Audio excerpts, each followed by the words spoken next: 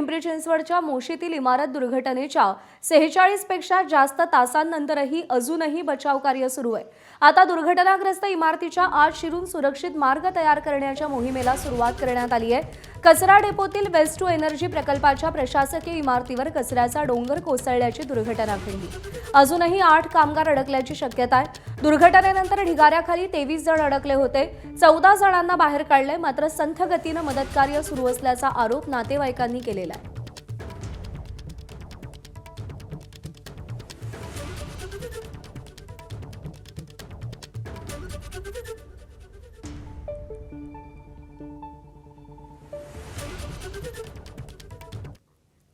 मोशी येथे दुर्घटना होऊन आता 47.5 तास झालेले आहेत। लोकप्रतिनिधी आहेत कुठे असा सवाल अडकलेल्यांच्या नातेवाईकांनी केलेला आहे। शरद पवारांच्या राष्ट्रवादीचे खासदार अमोल कोल्हे हे एकदाही दुर्घटनास्थळी फिरकले नाहीत आणि त्यानंतर आता अमोल कोल्हेंची प्रतिक्रिया समोर आली आहे।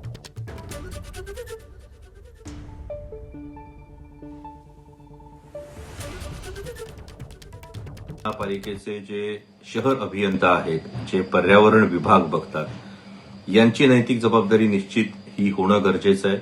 सदोष मनुष्यवधाचा गुन्हा सदर अधिकाऱ्यांवर हा व्हायलाच हवा, कारण या कचरा प्रकल्पासंदर्भात एमपीसीबीने वारंवार सूचना देऊन सुद्धा पालिकेनं नेमकी काय कारवाई केली हा मुद्दा या निमित्ताने येतो।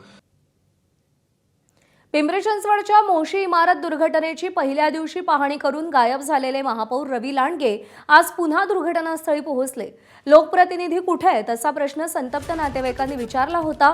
त्यावर आपण काल आषाढी वारीत होतो, त्यामुळे येऊ शकलो नाही, पण आता शोधकार्याचा वेग वाढवण्यासाठी मशिनरीज वाढवण्याच्या सूचना दिल्याचं महापौर म्हणाले। आज दिवसभरात शोधकार्य संपेल त्या दृष्टीने पाठपुरावा करणार असल्याचं महापौरांनी म्हटलंय।